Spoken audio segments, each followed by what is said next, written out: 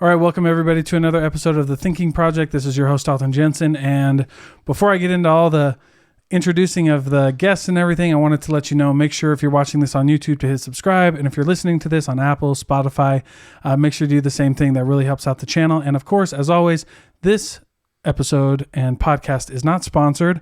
But if you'd like to support the show and you're in sales or business and you want to join a sales mastermind group that I just had launched in January 1st called Empathetic Selling Solutions, go ahead and join that. It's really affordable. $79 a month gets you 4 hours of on-demand training, 20 plus scripts, bi-weekly meetings with me, a live Discord group, and so much more. So if that's interesting to you and you want to support the channel, please go ahead and join that. Everything, like I said, is in the description below. With all that being said, I had an amazing brotherhood on my podcast, Laurence and Andrew. Laurence has been on the podcast before. Andrew is brand new. They're brothers who have a new networking group here in Utah called LeadUtah, and we talked about all things networking and partnerships and all that good stuff. So make sure you're listening and following, and I hope you enjoy the show.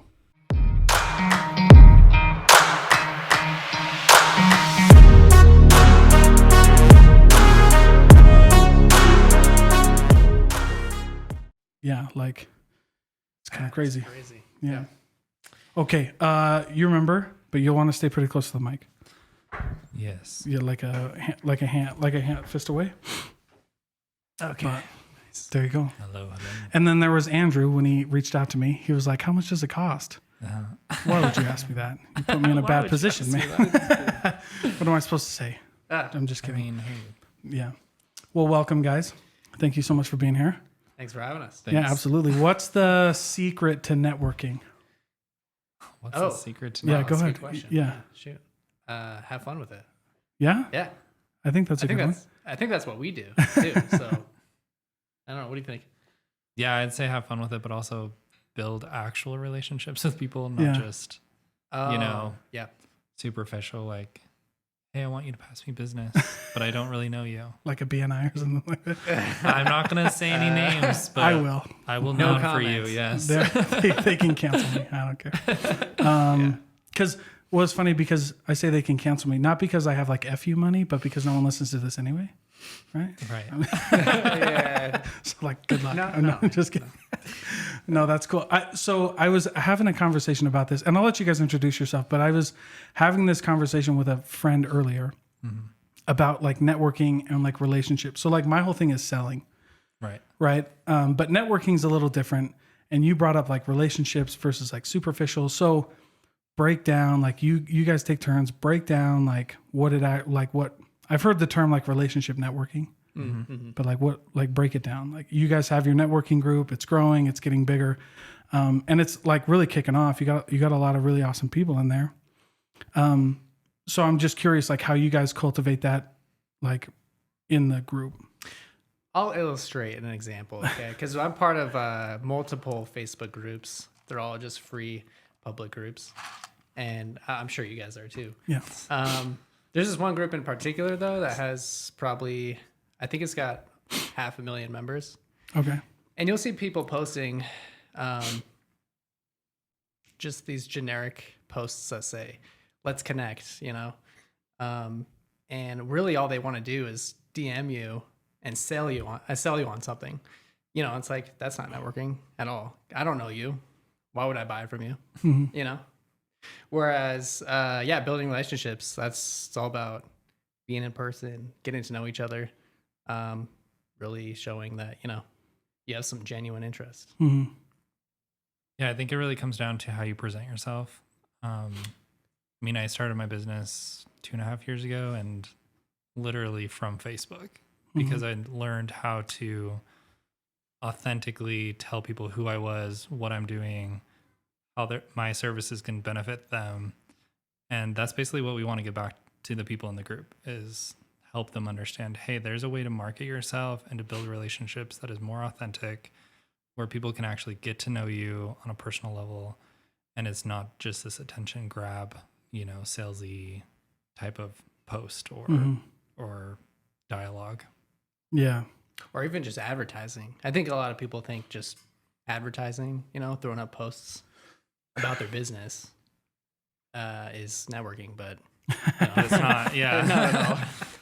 Yeah, I was gonna say, Andrew, you brought up something that is always interesting because, and I'll give you just some like where I come from on this, right? Like I like networking. I teach, like when I teach salespeople or like I write sales processes for companies, like strategic partnerships are a big deal. Like having those, and I guess that's networking, right? But those strategic partners, you have to like, yeah, I guess cultivate that relationship. But how do you know? Because this is the big question that I always have, and why I don't personally like the term relationship selling. Like I get, like selling and networking are a little different for me, right? Like networking is that bond, it's that what we got to do, you know, it's forever. Sales is a little different, and so relationship selling, that term has always been weird to me. But you mentioned, you know, a lot of people just go right to the pitch instead of, or like, and right to the sale instead of cultivating a relationship. And so maybe both of you give me your thoughts on like how, when you know, you know what I'm saying? That's a Like, good question. When you Yeah, I when, like that. when do you know? It's like a dating question. Like, when do you know? Yeah, when you've absolutely. arrived. Is it the third date? I'm just kidding. But Wow, shoot. I have to think about that for a sec. Maybe you have an answer first. Well, based on my experience, I think I've realized when I've created a relationship with someone is when I start getting to know them on a personal level. So more than just the work related aspect of things, right? And I actually get to know why they started their business and what drove them to do that. I think we kind of skip that part a lot of times when we're networking, you know, like, oh, how long have you been in business? Oh, 5 years. Cool. Okay, cool. So how can I, you know, refer you? It's like, I want to know what motivated you to actually do this, you know, to start this business, to put your name out there. What's going through your mind every month when you're doing your business? Is it an up and down type of thing? Are you pretty consistent right now? I think that's really the turning point, is where you're starting to get to know the inner workings of someone else's business because you got to know them as a person and you got to know them and what motivated them to do that. yeah, I like it. Yeah, true. I think that's a good answer. Yeah. You know, I have not. It's interesting. I don't know. Maybe it's because of the line of work I'm in, but I think, you know, I'm a tax strategist, so I offer my clients personalized tax consulting. And I think as soon as people hear that, it's like they always have that one tax question that they want to ask. So it just kind of leads into that. So naturally, Yeah, of course. I don't know. Maybe I've just gotten lucky, but you know, Yeah, taxes is, I was in accounting forever, but not forever. I take that back. I was in there for like 3 years or something like that, but it felt like forever. long enough. Yeah, no, it was terrible. But like, yeah, so when you're, you know, when you're in taxes, people ask you questions. And I like that. I like that kind of approach to networking, like the Gary V, like jab, right hook or whatever.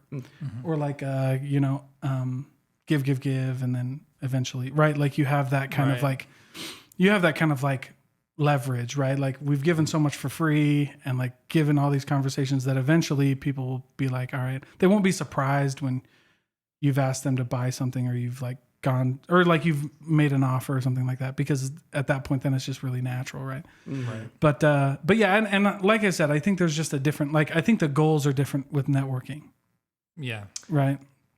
Because you're like going to other businesses, and if you get, I feel like when networking changed for me is like when it was like, when you just approached it like, I'm not doing this for sales. Like there's no ROI in this for me, like monetary ROI, right?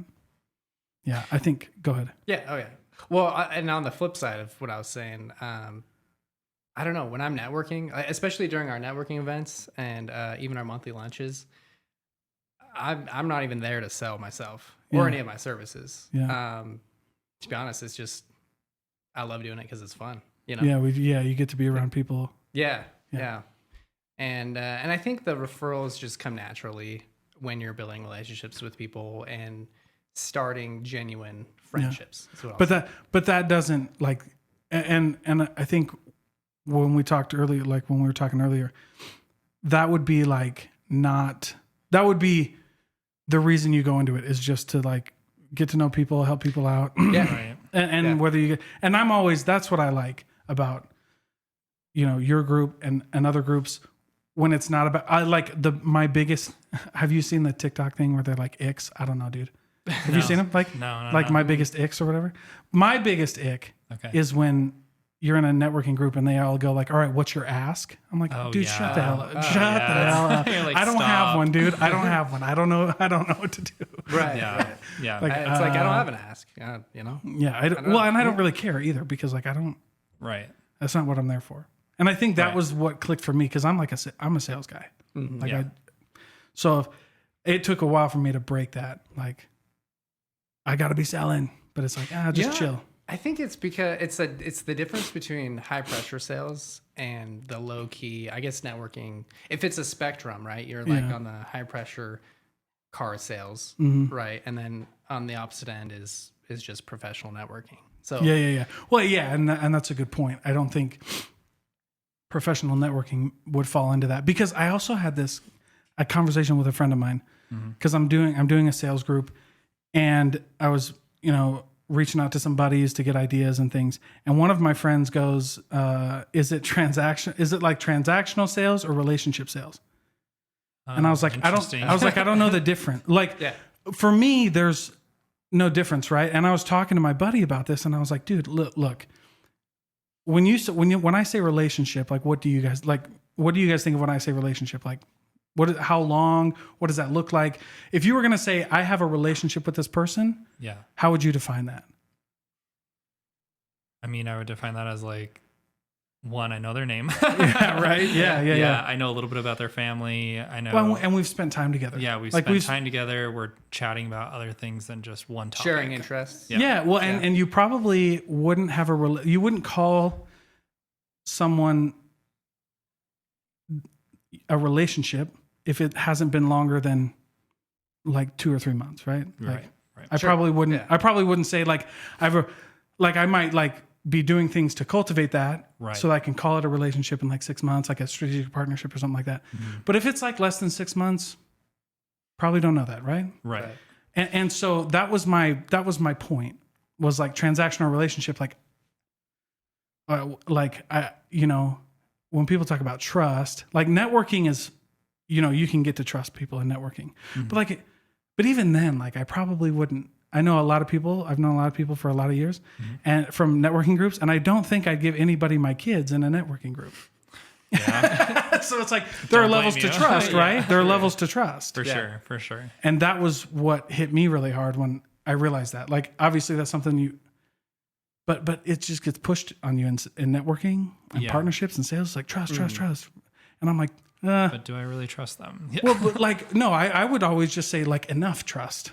Right. Like, I don't have to give you my kids for the night. Yeah, but for sure. But he's telling me the truth. I haven't really heard any lies. Right. Okay. This is good enough. Like, that's how people think though, right? Like we've all been there. Sure. Like, good enough. I'll do it. Yeah. Or the opposite, right? Like, this guy rubs me the wrong way. I'm not doing it. Right. Yeah. Definitely been there. They're like, nope. Yeah.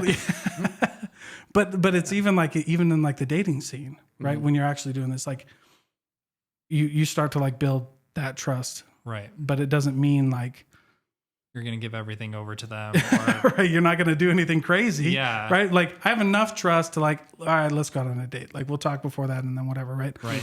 At least, that's how it was with me and my wife and things like that. But anyway, it's just always funny. Like, what are some of like the myths of networking that you think need to be debunked? The myths of networking. There's a lot. Give me an example. Like, okay, so like one of the myths of networking that I think of is one that we were just talking about, right? Like, is like, I've got to go to this networking to like get ROI. Oh, like the sales aspect. Yeah, like that would be a myth. Like, that's if you're doing that, you shouldn't do that.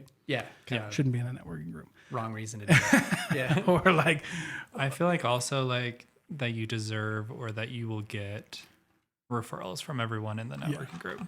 Like, one like thing high I've definitely learned in other networking groups that I'm in is like, some people I will never refer to because one, I don't trust them, or I don't like their business, or I know someone else that does a better job. So just because you're in a networking group doesn't mean everyone's going to use you or refer to you. Yeah. If that makes sense. That's a good point. Yeah, for sure. And I guess that's where building relationships comes from. Yeah. Yeah. And Like you think everybody's going to like you in the networking group. yeah. Well, I mean, like you could be a Yeah. very likable person, but maybe your services aren't as great as someone else. Or And appealing, that's yeah. totally okay. Yeah, everybody's got a different use clientele. someone that you want to use Yeah. that you trust. Yeah. Yeah. Yeah, and I guess, well, talking about expectations and maybe a myth. Yeah, you can't join a group expecting everybody to send you every referral your Yeah. way. Yeah. So I guess it's kind of like along the same lines as Yeah. People are greedy though, dude. You know what I'm Yeah, saying? Right. though? Yeah. Like you're yeah, like yeah. they're like, I've got to join 1 million of these, and I've got to do to get X, Y, and Z, right? Yeah. Because I don't know, I'm not in a lot of networking groups. Mm-hmm. I've tried it, and it's just like I'm like, because I don't know, dude. Mhm. Like I don't really like the first thing I think of when I think of people's business is not like who can I refer you to you. Yeah. It's Yeah, like yeah, no, it's like it's- oh, that's it's a like- sick business, dude. We should Yeah, actually yeah. chat on my podcast. And they're Exactly. they're like sure. Do you know anybody? I'm like chill. Because no, I don't. It's kind of like sales. You and I both have a background in sales. Yeah. And Well, Andrew does too. You're a business owner. Or, I've seen you close big deals. oh yeah, Yeah. In that aspect, I guess we Yeah. have more of a similar. Yeah. We have car sales. Sure. Yeah. Yeah. Yeah. I have a different. Let's go. So it's like background. back when I was doing that, I got to the point where I was just looking at every customer walking through that door as a big dollar sign, Mhm. and that's when I realized I want out of this. Yeah. You know.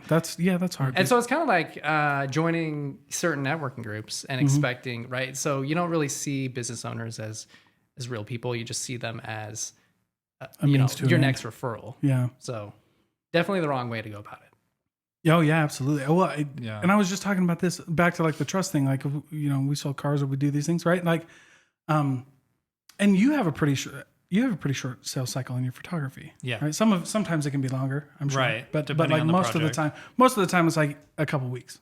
Like I'm looking for somebody in the next month Oh or next yeah. month. Usually it's like a day or two. Honestly, it's like, hey, I need headshots. Okay, here's my link. Sweet. Boom. Yeah, tomorrow. Right. Tomorrow. Boom. Booked. And so like that's my thing though, is like we can build that trust. Like networking groups to me aren't about trust and relationship, because I can do that. Like I worked for the suicide hotline, crisis text line. Yeah. And I don't know if you know this, but there's actually a time limit. They actually have time limits on how long they can talk to you. Oh, I didn't know that. At least there's I don't know about the actual call suicide hotline, but the company that I worked for, we were the crisis text line, 40 minutes. Okay. No matter what. Like they could have said, like if they came in and said, "Hey, I'm ready. Like I'm gonna kill myself," or or I'm just having a bad day. We got 40 minutes, Wow.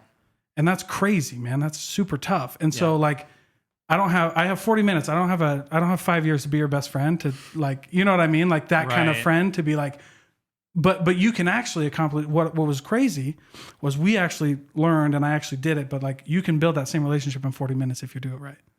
Yeah. Like Wow. you can, I mean, But why? Do you know why? like how we can, or like what? how? Like why? Are you asking me? Or Yeah, are you I'm asking. or like, do you Tell have a us secret? what Because you- I want the secret, man. Well, for me, it's like the word is empathy. That's it. Like people just like want to feel. So the definition is understand and share the thoughts and or the feelings and experiences of another person. Yeah. And like I've never been there, but that doesn't matter. Like we can share that, right? Like the example I use to like make it a lighter conversation is like, like Warren Buffett could lose $1 billion in a day if a stock goes wrong. Right. And for him, that might be a rough day. For me, I'm like playing the little violin, like boohoo, right? Yeah. But that's a hard day for him. And a hard day for me is losing $100. But but the feelings are the same though. Right. Like it's still a hard day for him. And like, and if we can, that's how you meet on common ground, is like, you just realize like, yeah, dude, I get it. Like, right. I could play the violin, Right. or I could say like, hey, that must be really hard, man. I totally get that. That sucks. I think that's a great example. like instead of just saying like, oh, boohoo, like Warren Buffett, you know what I mean? Or you could say, yeah, that sucks, dude. I would actually be pretty pissed if Right. And so that's why it works though, because you don't have to like, I don't have to have gone through what you've been through to understand like how happy you are or how sad you are. Like I can relate to that because I've been in those feelings before. Like anger is the same for me and for you and for you. Right. Mm-hmm. It's finding the common emotion. Yeah. And It's talking like, about it. Yeah. It's like, yeah, you might manifest anger differently, but it feels the same. Right. Like it's not. We've all been there. Yeah. Yeah. And so I don't know, not to like drag it out, but that's what I think of when I think of like just getting, to know people or whatever, like networking. Yeah. Oh yeah. That's I was just like, because people just, like I said, like I hate that cliche thing that like people don't care about how much you know until they know how much you care or whatever. Yeah. Just because it's like overplayed, but it's true. Sure. Like I don't know, find a different way to say it, but I get it. Yeah. You know what I'm saying? So that's kind of the idea. Now, what's interesting when I look at networking groups and what I want to ask you guys, because you have yours. By the way, what's it called? It's called LeadUtah. LeadUtah. Perfect. And this is always a buzzword, right? Like if you put culture in a LinkedIn post, it's going to go viral. But like, how do you guys like craft the culture of a networking group so that you make sure you have people in there who genuinely want to be there? It's a good question. Yeah. I don't know, but you know what? I think it just came so natural to us. Yeah. Yeah. You should, I think, to go Are you along picky your with like question- who's in there? Sort of, yeah. We don't want it to be like other networking groups, and kind of going back to a point that you made earlier in this podcast is what differentiates our networking group is that we're not doing this pressure of like, hey, you need to come and like, we're going to give you all the referrals and we're going to promise you this. And then you need to also pass referrals to be a good member. Like we're not doing that. We're saying, come as you are, teach us about your business, and let's become friends so that we know there's someone in the industry that we can trust and that we can refer to if that comes up. The opportunity comes up. Does that make sense? Yeah. So we're cultivating more of a friendship, like social aspect to the networking group versus just a networking, like, hey, bring your business, tell us about just your business and sell us and let us sell you back, Yeah. that's the artificial, networking that you get in a lot of other groups. Yeah. And that's the reason why we started LeadUtah anyway, because we thought we could start our own group and make it better than, Than some of the other ones some of the other ones, with yeah. stupid rules and regulations and, the rules, parenting people. It's like, that's not why we're Yeah, here. yeah, We're yeah, all they're- business owners. We know how to do our jobs, right? Right. So I don't need to parent you. I don't need to tell you what to do, Yeah. but I'm here to support you in your business. And I think you can say that. I like your guys' model. Like it was like $5 a month, right? So yeah, originally that was what we were doing. Okay. Yeah, we're actually going through some changes though. Yes. Okay. Yeah, which includes the price. Okay. So we're increasing the price, not Good. because we want to quit our day jobs or anything, but we took a poll and we realized a lot of people. How do you value something? Usually it's because of the price, right? Like if you look at a Mercedes-Benz, if you could buy a Mercedes-Benz for $15,000, would you value it the same way? No, Probably I'd actually not.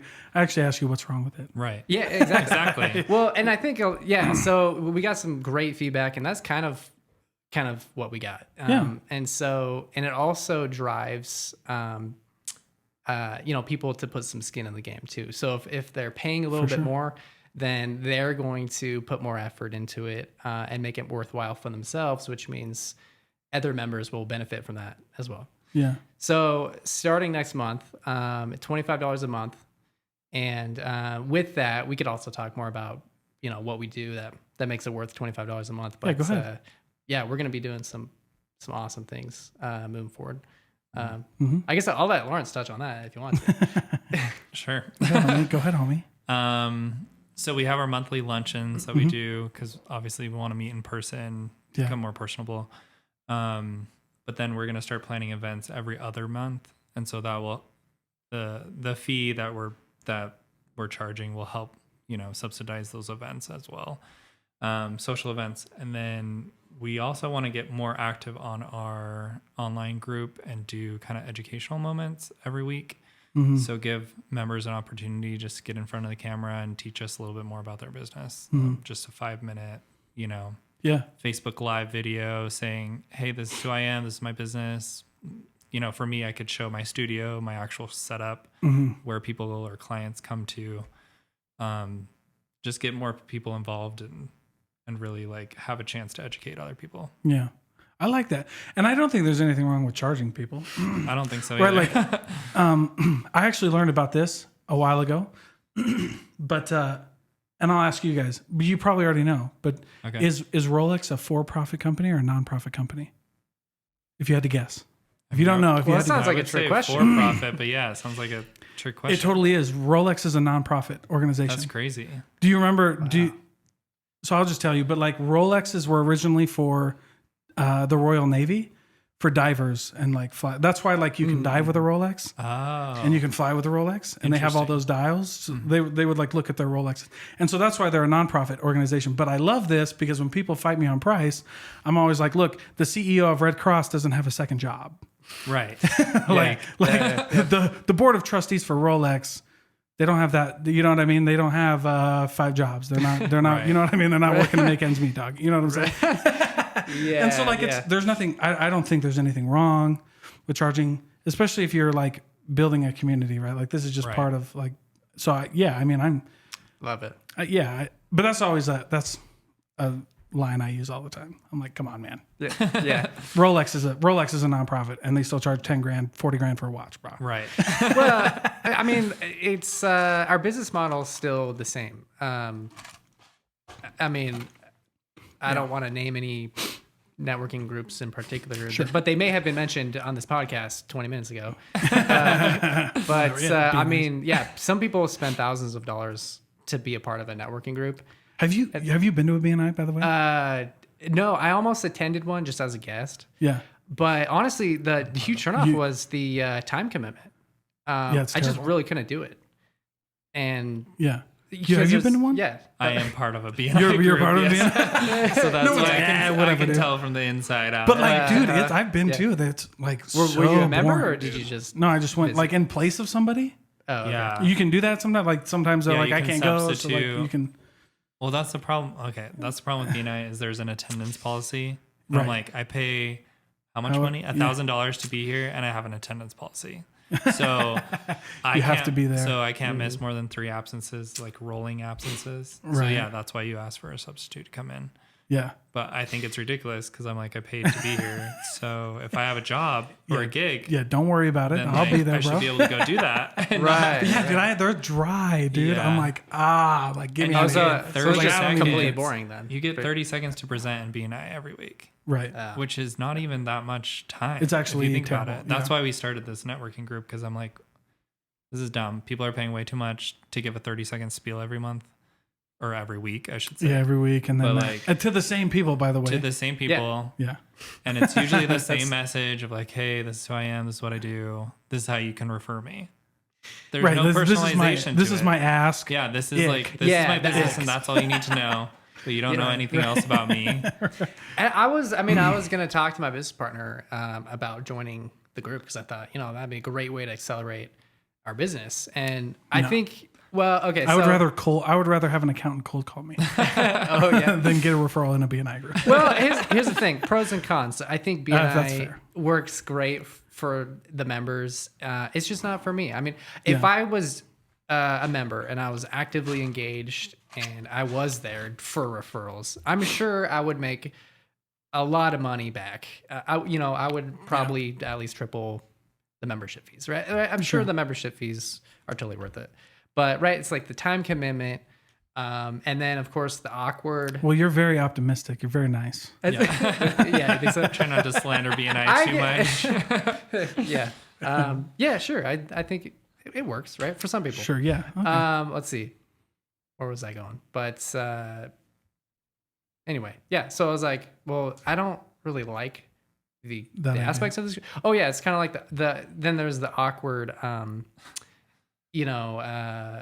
Let's be friends. Let's but be also, friends. How can you pass me a Well, it's that- referral? please send me your referral. Yeah, it's that means to an end. Like if you treat people like that. Then that's what you're expecting. Yeah. Yeah, and I don't know. There's just like, And this is what I learned just in kind of like, I like philosophy or whatever. And there was anyway, but it's just like when you have less transactions in relationship, like a real relationship would be transaction less. Right. Like we're just going to be together.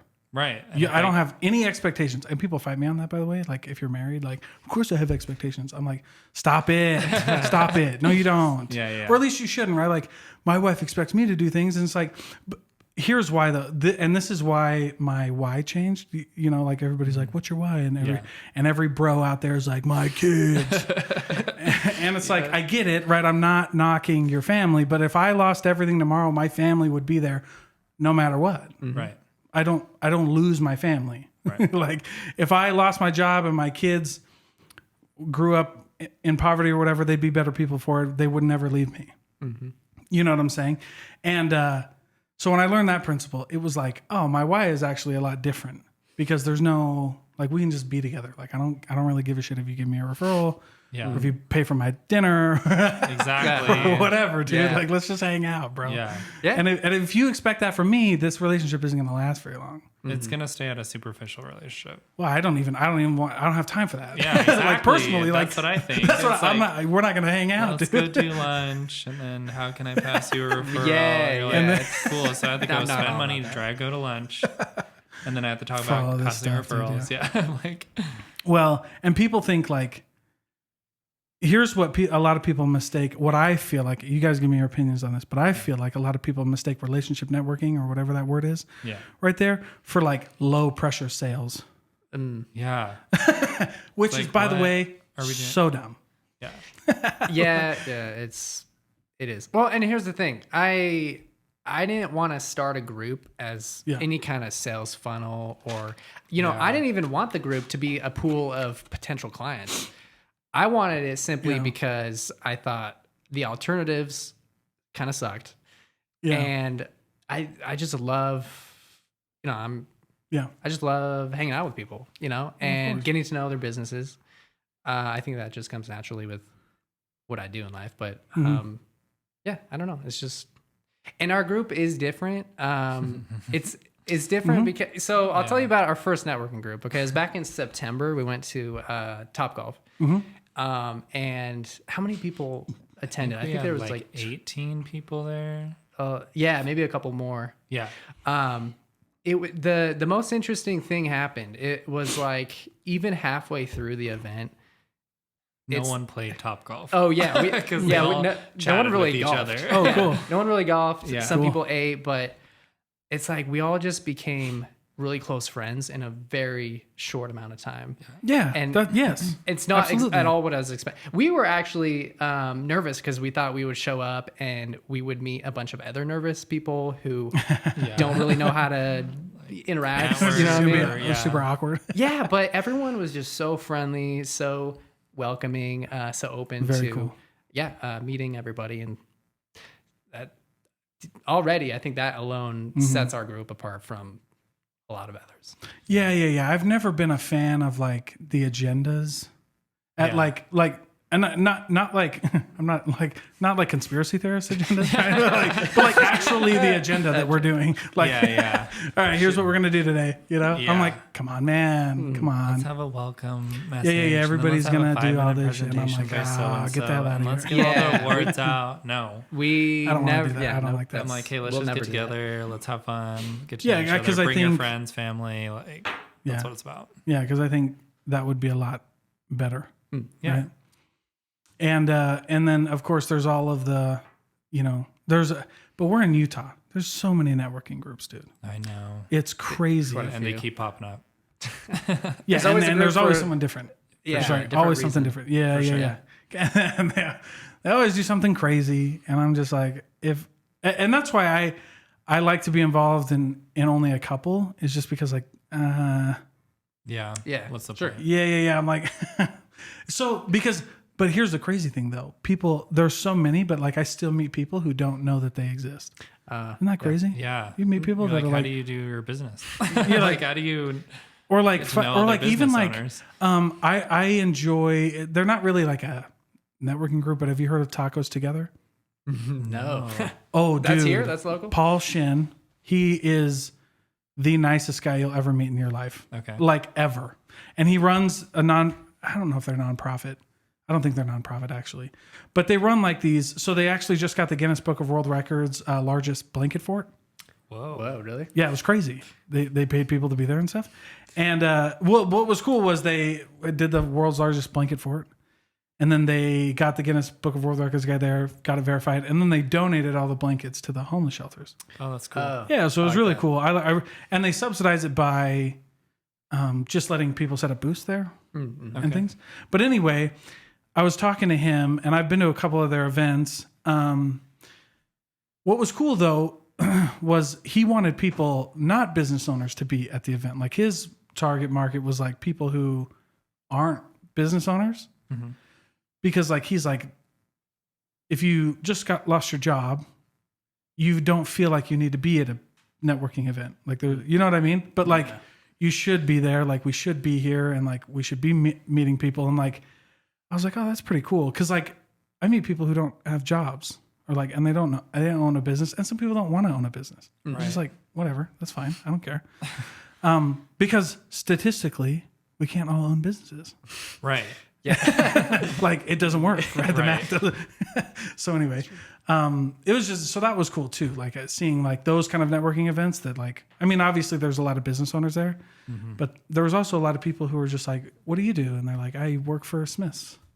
I'm like, that's dope Yeah. that you came. That's sick. Right. And I think that's a lot of this kind of like what we're mentioning here, right? Is like just getting people together. Yeah, absolutely. Yeah. I think it's good. What, were you going to say something? No. Say it. Well, so, okay. So now that we've kind of dug into that a little bit, Sure. You've been on the podcast before, but I'd love for you to introduce yourself after your brother, who's never been on the podcast. So tell us like what you do, how long you've been doing this. And then, I mean, we've kind of talked about LeadUtah and how it started, but you know, what made you start a business, and then, you know, go from there. Love it. Okay. Yeah. So Andrew Bosewell. Dope. I do tax consulting. Boring, but cool. I'm just You know, kidding. and I can that's say that because yeah, you absolutely can. I'm picking it. So it's funny because I've been in the accounting industry for a solid going on to 8 years now, and my career started in financial accounting and audit. And when anyone ever talked about tax, my eyes rolled, and I was like, dude, there's no way I would ever get into tax. That's just, it's so complicated and so dry, you know. I absolutely hated it. Even my courses, even during my master's program, I hated my tax classes. I just wanted to get through They're hard, it, you know. Yeah, learn the material. They get through suck. it. Yeah, They're suck. not fun. Yeah. But let's see. It was back in last summer. Last summer, I was thinking of starting some kind of business, and that's something that I've wanted to do for a while. Just start a business. And so originally I thought I could offer bookkeeping, you know, because financial accounting, that's my background. I could do that so easily. But then I quickly learned that people don't really care too much about bookkeeping, or at least, you know, you got to find the right market. Yeah, because what like the IRS code, the IRC is like you have to keep your books like, what is it, like once a quarter? Like the minimum is like once a quarter, or like something. It's something like really like you don't have to do it that. And it doesn't even have to be professional if you get audited. Right? It's like an Excel spreadsheet. Oh, dude, if you get audited, Excel all the way, right? Yeah. Most small business owners could do their bookkeeping through just spreadsheets, and that works for them, and it's cost effective. Yeah. Once you get higher, but if you just have a little, you're making like $1,000. Yeah, it's like whatever.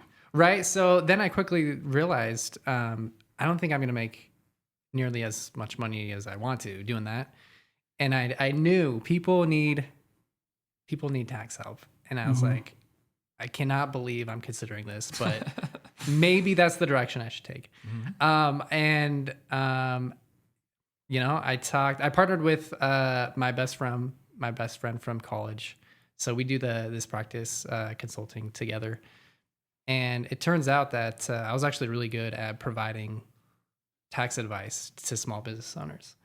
And, you know, filing a tax return, preparing a tax, I don't think anyone could say that they love data entry.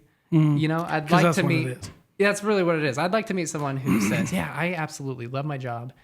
And I do data entry, right? I don't think I would find anybody.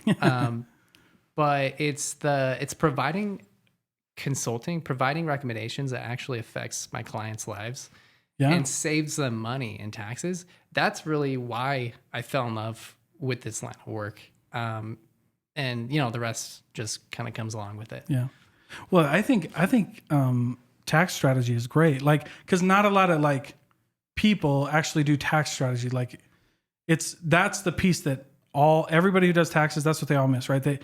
That's why everybody hates paying for their taxes. That's why we have people who will go to H&R Block or TurboTax, right? Like, because they don't want to deal with an accountant who's just going to be like, "Is this all you have?" Yep. Exactly. You owe $100 Exactly. grand. See, you owe the IRS $100 grand, and you owe me too. Yeah. Right. It's like, dude, come on. You didn't help me at all, right? You didn't ask me any questions. You didn't help me, right? Yeah. You're just like, and if you were doing my taxes and I didn't give you something like a really bad tax accountant, would be like, I didn't get it, so it's going to be another $5 grand for an amendment. Yeah. It's like, dude, come on. That is what I do differently. And that's why I really enjoy it, because what I do is personalized. Right. I love the tax code is not a one size fits all. Well, yeah, because they wrote it like that. Yeah. I know, honestly, yeah. But when you get when you're in a tax class, it's a mini law degree. Like that's what you're doing. Like yes, you're just learning the law around taxes. Partly why I didn't like it at first, but yeah, now I absolutely love it. It's super boring. Yeah, it's terrible. So I will say, but I love you though. Thanks. I will say a good tax accountant knows the tax law, but an even better one knows the exceptions to the law. And that's what we offer for our clients. Right. So yeah. That's what makes it so enjoyable. I don't really care about politics that much, but it was really funny to watch the 2016 debates with Donald Trump and Hillary Clinton. Remember that? Mm-hmm. When Hillary Clinton was like, when Hillary Clinton was like, I want to see his taxes. He doesn't pay any. He's like, that makes me smart. he's like, go ahead. He's like, Hillary, if you want me to pay more taxes, change the tax code, but I know you won't. Yeah. Because all you guys do the same thing that I do. Everyone exactly. I go, yeah. And I was just like, but that's and when people go, what makes me super frustrated with taxes, and I love what you're doing. You should do more of it, by the way. You should do more of like the roasts of tax people. Yes. Tax advice on TikTok. Yes, I think that I don't think you should offer any real advice. I think you should just roast these people. Dude, that would be a really great idea. Yeah. That's what I'd like. I hate fake finance. I hate fake finance gurus. Oh yeah. Ah, dude. Rich Dad Poor Dad's the worst finance book you could read in your whole entire life. Wait, are you serious? You know what I mean? But I think that. But anyway, it's just cool but like what people don't understand is like those are actually available to a lot of people. Yeah. And I remember getting in an argument with a business owner because I was like, I made that Robert Kiyosaki video. Pissed a lot of people off because they're like, I love Rich Dad Poor Dad. Yeah. I think I saw a bunch of comments. And he was like, one of the guys was like, because I said in there, one of the biggest deductions that you can take as a business owner is depreciation. It's a non-cash deduction, which actually helps you because you don't have to spend money to get like a lot of deductions are like, I got to spend the money to get it. But there's a lot of laws around depreciation that you can actually take that are, like I said, are non-cash. Absolutely. Yep. So I said in the video, I was like, when he says like, I hate when people say don't buy a depreciating asset because I'm like, no, that's actually why you buy assets is so that you can take the depreciation, you dumbass. That's a great perspective. And a lot of just average people who are watching like, these guru videos, they just wouldn't have any idea. They wouldn't know any better. Well, and like, sure, like you spend money for the asset, but you get the depreciation and then depending on your situation, right? This isn't tax advice, blah, blah, blah. But like you can do certain things, right? Like you don't have to. And anyway, I just remember getting in an argument with these guys. They're like, I have assets that appreciated. I'm like, that's not what I'm talking about. Awesome. I hate that. I got in a fight with a guy in my hometown who was like, he'd watched one Grant. Absolutely. Yeah. He watched like one Grant Cardone video. Oh, geez. And was like, now I know. Yeah, and by the way, listen. Like, now he's I like Grant Cardone started in the auto industry, right? So I actually liked Grant Cardone when he just did auto sales. He has like a whole thing on auto sales is actually really good. But when you start getting into real estate, it's like, Like, stop it. No. Right. I don't know, dude. It's one of my biggest things that I'm just like, I do not like. I just know when someone says like, stop buying, like when Robert Kiyosaki says like, live on debt. I'm like, sure, if you're Microsoft, dog. Yeah. But you're talking to this guy who has a family of 5. Yeah. And I would How please do you don't go. expect someone like that to be Please don't so go get highly $100,000 debt. Yeah. Yeah. Like that's not. That will last you forever. Like you Well, will it's never just get out of different. that. It's like different levels, right? Like Oh, I'm for not sure. Apple. Uh-huh. Like Yeah, there is no that's different. There's no reason for me to borrow when I have the cash, right? For Apple there is, but they're Apple, Right. like, Right. but they're Amazon. So Right. like, They can And it do makes their that. balance sheet look good, so. well, but when you go, because when you go public, right? It's the terrible monster, right? Like when you go public, you have a fiduciary responsibility to maximize shareholder profit, and you can actually be sued for not doing that. So like, of course, Amazon has to do that, but you don't have a fiduciary responsibility. Nope. You just need to stay out of debt, dog. Totally agree. Amen. Yeah, I don't know, dude. But that's also the hardest part about like dealing with business owners, in my opinion. You try to like talk about this stuff, and I think you had a post on that when someone said like, "Oh, my wife sent me one too," but like the whole like you can pay your son $1,000, you can pay your kid $1,000. She's like, "Hey, should we do this?" And I'm like, and I go, well, because that's real. Like you can actually take that, Right. but you have to be an S corp. You have to go a bunch of stuff, and it's actually more expensive if you to be an S corp. Actually, just on that topic, I had just had a conversation with a client today who asked me about that, but paying her kids. And my partner and I ran the calculations just, based on tax brackets. I mean, every dollar she paid her child would only give her 7 cents in tax savings. So it's like, is it really worth it? Yeah. Well, what I hate is when people try to do like backyard math, and they're like, "Oh, if you pay your kid $1,000 a month, then they'll have a job, and then they'll get a good credit score and be able to borrow $100,000 to start a business." Oh, Yeah. And I'm like, jeez. "Will you shut the hell up, please? For the love of Gandhi, Yeah. please stop talking." But they do that. I hate it, dude. I hate it. So I even posted in our LeadUtah group. I think I shared saw okay, that's one. Like, what's wrong with this video? Yeah, there's video of this girl. I tried looking her up. Yeah. At finding like her profile, and I don't even know if she's a self-proclaimed any kind of professional. She just says, "Follow me for more, finance and tax advice." Yeah. whatever. Bullshit. Yeah. Okay. Yeah, she was telling people how to write off big expensive cars, for business use. And it's funny because the example she provided in the video wouldn't apply to half of the small business owner, even my clients. Yeah. Just because of all the limitations that Oh, yeah. she didn't know, and obviously no one watching that video is going to know. Right. Yeah, they're just going to go to their tax account and be like, "This lady on TikTok said section Can you 179." do this? And they're like, no. So before I actually talked to you, I went and bought an Escalade It's no. that's like 30 my grand worst in debt. nightmare. Oh my goodness! because Yeah. the salesperson said it weighed more than 6,000 pounds. Shut up! That's so Stop it. funny. Yeah, Absolutely. Yeah, That happens. Yeah, in cars all the time. They're like, like in December right now, there's Oh, yeah, someone I'm on a sure car it's lot like- saying, "I need a car that weighs more than 6,000 pounds because I read somewhere online that I could do that." Yeah, I mean, my net income's only $50,000, but I want to buy this $100,000 vehicle. To write something, it's like, Well, it doesn't really work that way, and consult a tax professional Right. before you do that. So, yeah. yeah, That's dude, mine. that's crazy. It's so it's just so funny. Oh, I had someone call me out too, and I sent the post to you because I posted. I was like, you can like acquiring a business is a good way to lower your tax bill, which is like. It's like the most generic tax advice. Then I put at the bottom, I was like, talk to your tax accountant. It was a Like, great discipline. Yeah. I was like, just make sure that it works for you, but Right. right. And people were just going after me, and I was like, and people, by the Really? way, Is who that had right? like people who had like marketer in their like. If there was like a CPA calling me out, I might be like, oh yeah, maybe I should look at that. But like no CPA. Actually, one CPA commented and he was like, "Great disclaimer." That's what you said. Right. He was like, Okay. "Great disclaimer." So, I'm like, okay, we agree. Well, yeah, so you got the disclaimer, and I mean, shoot, It you just can depends, Google, yeah, it right? just If depends. it's something you can easily Google on your own, you can, that's something you could tell your friends. and Yeah, you family. could go It like, really all right, doesn't- if you do buy, you have to do it right. But like, I'm a Sure. sales guy too, so I just put it out there. 'Cause I wasn't lying. I was just saying. Yeah, Because actually, I did remember under Section 179 that you can like the depreciation for intangible assets, but you can depreciate a franchise fee. It was like 15 years. You have to do it right. Anyway, whatever. So I was like, I know I'm not lying, dick. I was like, I know. I was Yeah, like, the "Geez, marketer." man." Yeah, I was like, what are you doing, bro? You literally have the worst profession.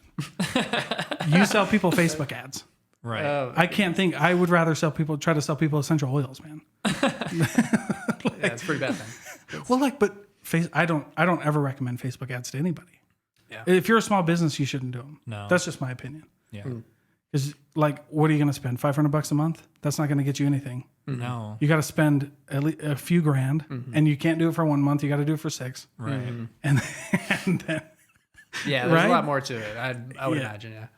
I don't know. And then is your client even on there? Like, and if you get it wrong, but Facebook doesn't care too. Like, Oh, of course not. They're they making don't money. care. They're like, you put it in there. Mm-hmm. It's like, Yeah. all right, dude. It's crazy. But anyway, Laurence, Yes. welcome back. Thanks. How's your business is booming, dude?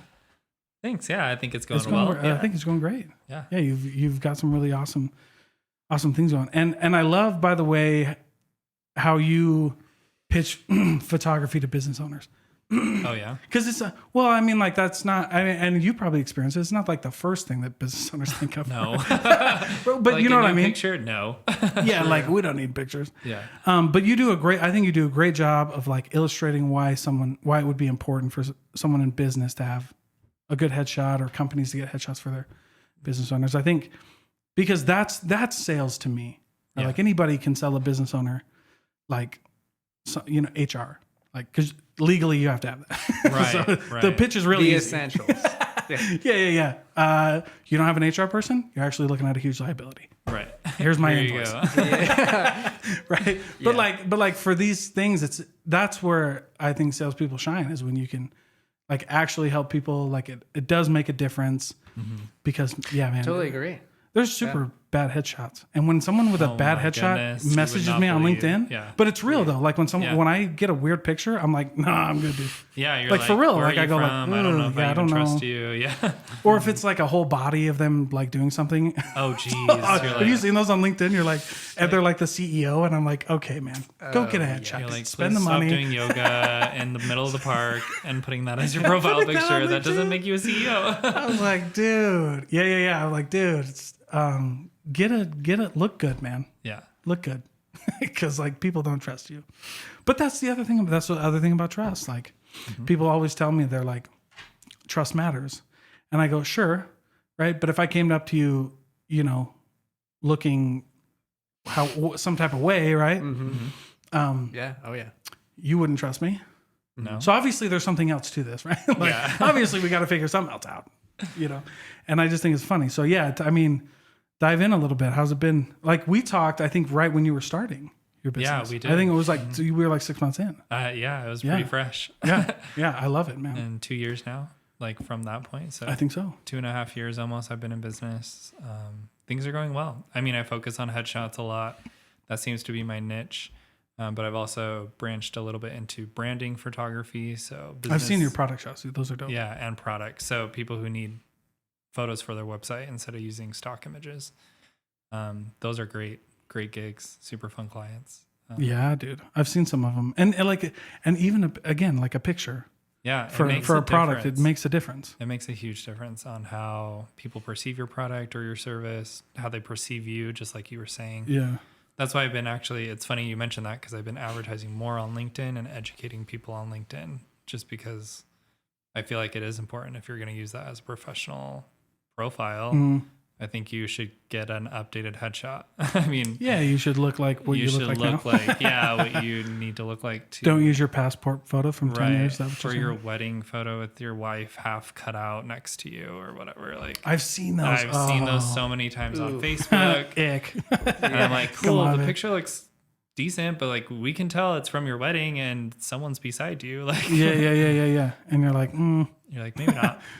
you shouldn't be. Well, and it's like, but it's also like how you dress too. Because if I see someone in a tuxedo, that's kind of funky. Yeah, it's a little not, too it's, much. well, you're like, unless if you're selling tuxedos. but I've met people who actually sell suits, like high end suits. Yeah. And they don't wear tuxedo. Yeah, exactly. I think unless you're Sebastian, I can't remember his last name, but he's a really famous comedian and he always wears a tux when he. Okay, yeah. If it's part of your like character, yeah, personality, that guy, Your brand. for sure. yeah. But it's anyway. But to your point, yeah, it's just funky, right? Yeah. Like it's always weird. But I think like, again with these, there's just so many like crazy misconceptions, and actually that's what's cool about like networking, being able to like educate people, right? Slowly. And then like in sales, that's what I really focus on. Cause like a lot of people will be like, how do I even educate a customer on what I do? Right. And to do that really quick, it's just questions, right? It's just like, I think that's always a great way. I just love the whole art of asking questions. Like it's just pretty fascinating to me, because when you like, why do you need a headshot? you go like, well, what would you say to your customer? We start like, going through the thing when you just ask questions, which is what I liked. So I like that. I like what you guys are doing with LeadUtah. I love what you're doing with your businesses. Yeah, man. I mean, I think it's all good, dude. Yeah. Thanks for being here. Yeah, we appreciate Well, it. thanks I so love it. Yeah, thank you so much. Plug Lead and your businesses. Okay. Go ahead. Yeah. Tell us what you got. All right. Well, Laurence with Bosewell Photography. I specialize in headshots, product, and branding photography. You can find me at boswellphotography.us on Instagram, Facebook, and then my website. Sick. What about you, bro? Yeah, so my practice is called Aloha Accounting, since we have roots in Hawaii. That's right. And you do too. Yeah, that's where they're all from. Yeah. AlohaAccountingCompany.com, or find me on Facebook. Sweet, man. Well, thanks for being here, guys. Yeah. Thank you, Dalton.